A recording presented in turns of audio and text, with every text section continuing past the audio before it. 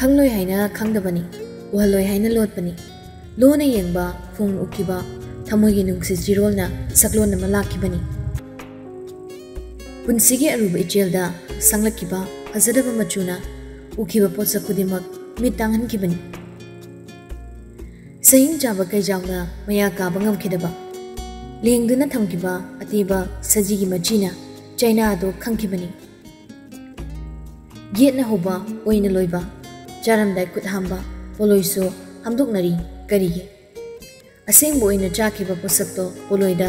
सोकनबा यादबा अमांगो पोसक ओनखिबनी पोसक चमानबा मफम मानबा ओइरबसो मतम हाइबा मतमना मानबा पोसकी खेनबा मगुन ओहिनखि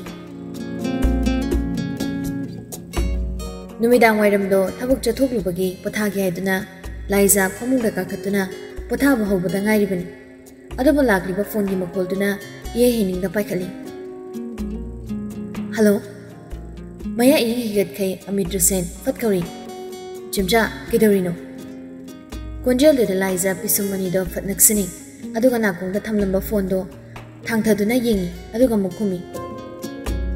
कैनो नंगना मतंग चादना फोन तरुकलिदे कई हेनिंगे ngaktang pothage tawsida aiga wari sarga pothasise yang warabu chimjabo as kaino jagana bangang nangna asugam karan tarise pothage tawu phau hek jagani nangna jagana buse chimja changdore haise chumbro handak week sida changani as handukti sudi kuina laini na harawraga changani fajana phau unagi phangdi kari haiba Amitra Sen khumde nakanda onthokduna makunu machinjo tumina nokpa khangi laizana mhanglei kai haibanoba na huzikido as aina haidi chemcha thuklakpadigi unadri uge phangdri haiba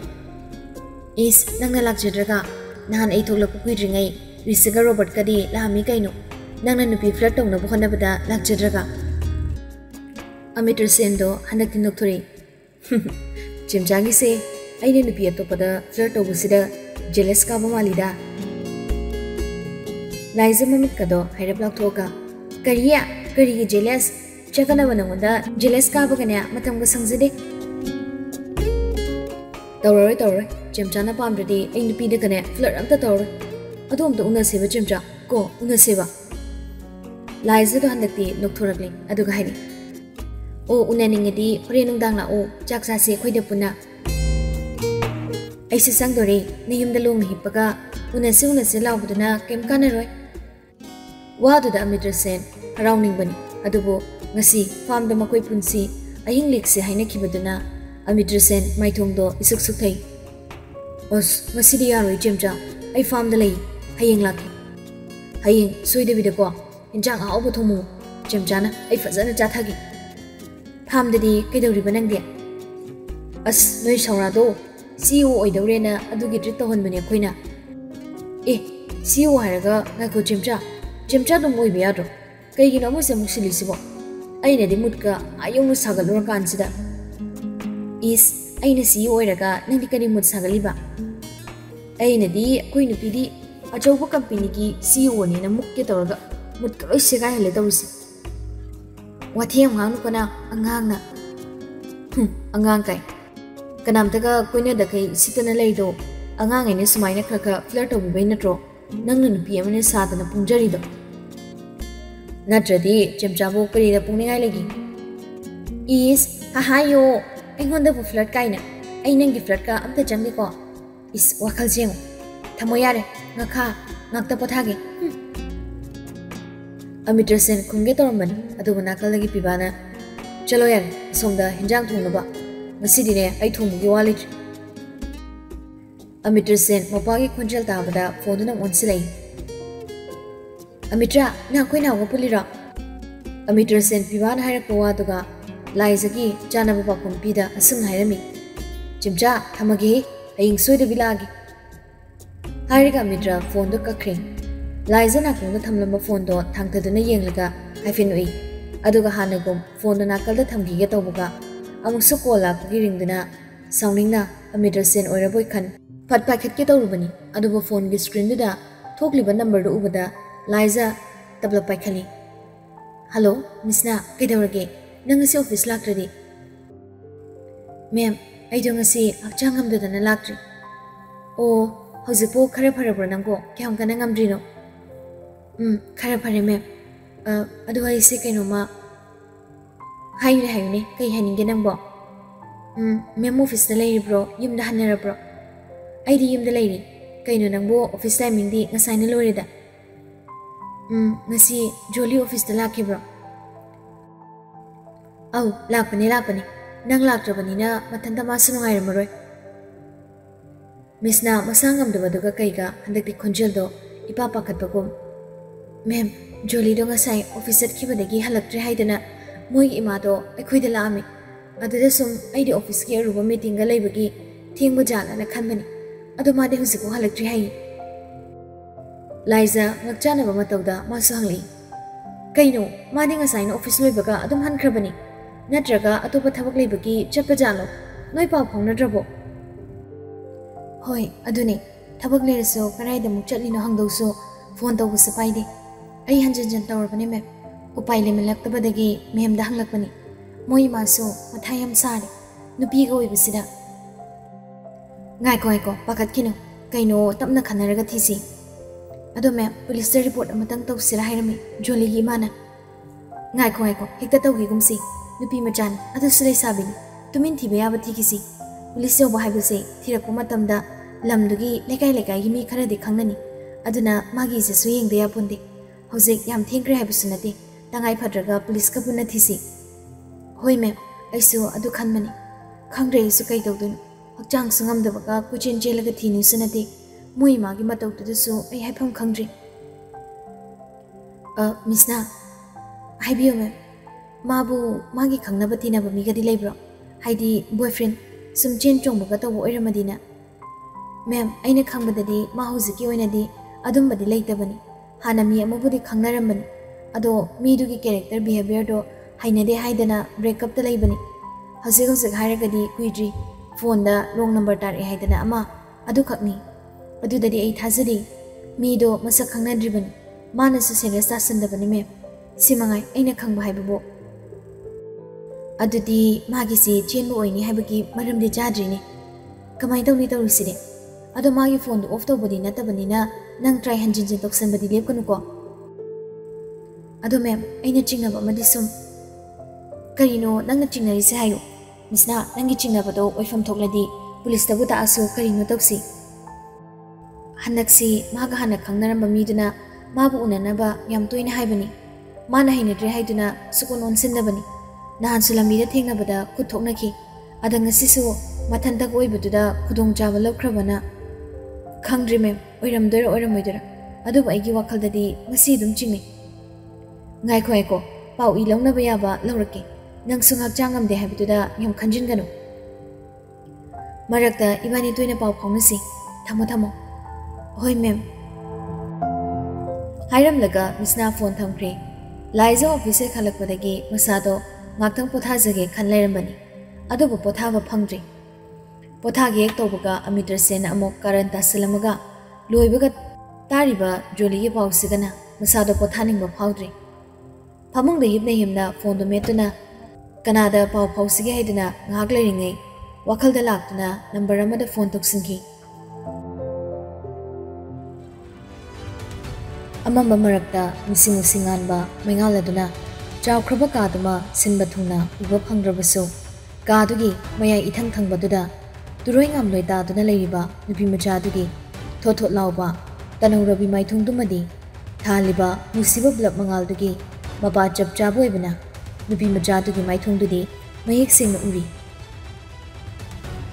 masada china mata pidrabasu akjangda dakhum amata leitrabasu chokthari nupi macha se singna wan karigi wadani karigi sokthadani thabuk chalubagi wan halakpaduda kaizau kayaga pangal changdam nariba nupa makhoina sonbadagi solba thotbadagi tholaba leirang maga changdam nariba nupi hiduda utkiba akiba mataw wakhal mangna haidana mention giba chloroform yawba rumal dugi mayak tunasu masa pumba pakat kibana sontha kibani aduk mamlaba ka adada pungkhragi matung nupi machado wakhal tarakna pangning da mumito panglakpani adubu leiramliba phibumduda amuktang yenglakpani adubu masatuda apapu noiba mawngdi karimata taramdi makung makut machin karimata mensilamdi matawduda nupido lingba ngamboi ngamdaboi turoi ngaroi tawna hawalakpani adubu khangpre khangi nupido tunghanna phadhanduna lemai dikit phamthai sor chawna chawna honduna akiba khunjalda kaudun hangli kanano nang kanano kaygino ai mafum sida puraklibase noi kanano hairaga nupi machada phamna tunghali adabu nupi machaduna akiba phawgi law zabatani leramliba mido kanano karino haibagi masakti ubanate masada pakatbe henkibana adumna oikhibani mana leiba mafum madudagi jaga kitang lapnana mamli mami tawba mapatuda chokri ma thaduna ningai de phamduna numi mabu yengduna leirambani nupiduna kina pakatna yenglaga hanglaklibo wahangduda nupado phamlambadagi hawalai aduga magi nakalda leiriba nupa macha singduda onsanduna hairami asengbodo khangdoro kut habadi yam aduga yam thengringai mayumda thingko anisa matam yam logon wasiga khairamlaga nupado nakalda tasinduna leiriba nupi machaduda amuktang yengamlaga thokre mafam aduda leiramliba nupi machado sinaramliba thabokto tawnaba leiriba nupi machadugi nakta tablap changsilei aduga khuru khuda kunthaduna phamlei joli mapira chen nupadu yenglei kaygino ai pharise ai chatke aina noide kari lamkhage ai thadukpiyo ai chatke ai kije ai noi ki nupido mukhut ani duna masado konsinjaduna khangjei tawriba matawduda leiriba nupadu nufetaw kino kigano nangoda kishu taw adabo ai wa maka khangi kariguma nangna wasi singna khumlabadi nangbu thadukani joli kina masata sinduna leirambado nupadugi waduda tablap yenglei yumna chatningbagi mayaina joli karimda khandada makokto thoktok nomlaga phatphat hairi ai khungi aina khangba oramlabadi ai khungi ado ai bu thadokpiyo hairaga kapthorakli nupido panthadi nupadu so pocketagi phone do loktoga kit nami aduga photo screenshot ama puthoktuna ullaga nupi machadugi mangda thangjinduna ulei masi nangna natra puthorkliba photo duga hanglakliba wahangduga kaptuna lemba nupido chaplepi aduga ulakliba photo duda mitkupta ngahaki induna lei mikup phade nupido nupadudum onsilaga thazaraba meeting ama yenglei amuksu hanglei amukso wahangama mituna ulakliba photo duri yenduna sonthangnana mataw karamna nangla madu hangwaide wahangsi aina nangod hangman mani nate du khakai mani aina okay wasi khakairaga asai magi pairakiba magi mapot matri big singdo manak amamta oina langsilei sing surabeyong nupi machado chariba singdo loina khungat peloraga itaptam nhairi suri nang jat payani nupado hogotuna lepei nupi duso phamlambadagi tamna hogolaktuna lepei aduga itaptam nhanglei mapudo ai khangba pam loir nangi thabo akoi gidi asengmadu ka khangba pam khangi loir nang jat payani ngasai makai thadokpiyo haibaduni nangna khoida wahangang boi matam bide mani chumi ngasai makai nupi machado leiriba pibam duga akiba na pek thankiduna tawfung khangda yumda haningbagi ningai ma tawkhibani adubu karidagi kamdongna magi akiba sakpamado mangkhiban mani mangkhre akiba du madi mangkhre suka thazada ulakliba photo do urubadagi nupi machado masada leramba akiba singdo mangkhiduna khangningbana langtaknana thamoidagi hangningba wahangama loina rakhibani chalamdai mikup adudasu khangning hangi noine khangningba achumba pakhumdo madi aigi phamdagi phangi adubo aigi su aigi wahang noidagi khangningba pakhumni hayo mapudu kanan ningthau minaina bu ningthauda wahang hangba yabu hangkibo wahang oikhibra maram chaba wahangama hangningba gi ihulama hapkibani ukiba posakuna amukso phangkibra hangkiba wahangdugi pakhum ngaikibani khawrangna hangjekiba wahangdugi pakhumsu adubu pakhum phangkidraba wahang adudi artha yawdraba wahang am ohenbiramli mathangi numituni ngarang numitumadi joli masak khangdabu nupa singduna mayum phawba thimbiramlabu matung mamana pakana hangbo wahang singi pakhum amada bida mana thokpa karino khumduna magi lanai gi oiba thabakama chalubada thengkibani haina leithoklaga khumduna mamabu thimjin khrabani ngarang mabu masak khangdaba mina phabani ma akiba phawi mi singdo masak khangde haibo wahi singse amata sizina khidri atopoina losinduna thamkhri karigi magi su karigumba maramama karigumba wahangama hanglambaduna ma tumina leshinbani aduna wafam pumba losinduna thamkibani Jolly ngasi numitse mamada office lab ki haibu sungamri hana sulip lahoba natabanina magi phone du sungarang mem laizagi miss call ga na picket khankri aduna office tu gidi ma leithokpa yadri haina misna di ngarang yumde hek yorpaka paw khra phongna khrabani aduna misna gidi ma kishu khande asumna matam do hawkhre office tani Jolly masado ipatpatke office manung changlakpani adubu nakallamadagi machin mapado ngarang hainakibagi matungina ngasi numittagi laizaga pibaga thabak sindokminarase haikibaduna ngasidi laiza laktre adubu laiza la oi habidi Jolly khangbanati Jolly di tokro atai staff singsu khangbanati aduna laizagi mohot ngasidagi pibana laktuna company ase yengsinba hawrani habiduda mayam suloina ngaknaduna leirambani Maraksida officer opasi masaga hiningdabaga Jolly ni ithing aduna Jolly office ke obaga reception leba tumda changduna register book tuda sign togi changmani sign to bolorakpada reception tuda leriba nupiduna hari ma'am Jolly sir na pungawar nangdana lakpa mikhai sir gi nakta changalo hairambani ha sir haidi ma'am laizado thabakta gi potharani na ngasidagi memgi mapanupa sir pibana yengsilani ni hai adugi sir oinela Jolly masado sonthabaga hanadagi pibabu hainadabaga hairakliba wasingduda mayam hainadri adubu hena hainadribadi mabuso pibagi nakta changu haiduna hairakpaduna hena hainadrabani adubu moi anigi manungi yanadaba wadadi mingoda haiba yadabanina hainadaba pumbalo silaga nokningda nokli changluragi memgi kebinda natro hoi mani Jolly upai lete sorasa mo hondoklaga thangningda khongthangdo thangduna yeningdaba midugi manakta changli thongdo tamna hanglaga lepi aduga thonggi mamaiduda kokok thili sir ahimta pibanong khalaktuna yenglakti tumin phami chinglemba hanagi magi hainabi mong matausu ulakti Tauriba mathauda mai onsinduna mong hada tablap yam lemna khumlei changloyan sarna chango haina biba file amada yengduna lerambani adubu nakaldagi penama paikhatuna masana na falduda sign ama toksili loibaga tablap magi mangda lepriba nupidu yengli bisum khajik sukhi nupado nupidugi sapham dobada adubu khangandi maithongdo set onki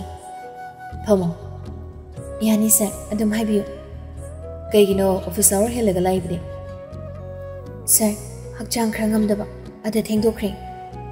Hakchang ngamgira ngamugera madugi di nasana risk lagdoni. Wadu da nupido pibada fadingli. Company sigi makhada employee mo ina lerpadi mathak thongbu singi rule ngakna chekadabani. Madu ngamni haidana company sida nasana khongthanglakhiba natro. Ngarangdagi masaga sonbaga Hairakliba pibagi wahi singdugana nupido thamoi manungda sauningbana khutumla jeje tasin khangjei anagum onsinna khungge hari sungamri maramdi ngasidi magi mangmaktada magi boss oina phamduna lerambana ma khumninglabasu upai leiti mamai nontaduna khangi khumune aise ai matungdadi soidana bohonaragisa jandaduda nupidugi phone do text lakpagi notification makolduna